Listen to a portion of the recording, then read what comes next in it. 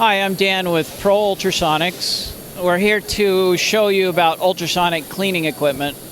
What's nice about ultrasound is we substitute using nasty solvents, chemicals, hazardous materials by using the force of sound waves.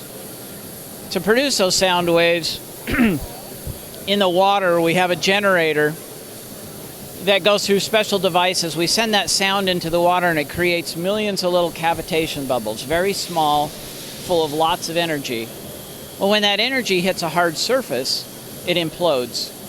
So that action can substitute for some of that chemical action that we've used in the past. So all we need to use with ultrasound is tap water and a non-hazardous soap. And the reason we use that soap is just to help us separate any greases, oils, and contaminants to the surface so that we can skim that off or filter it out. The process is safe for all metals, plastics, O-rings, rubber, things like that. A variety of uses.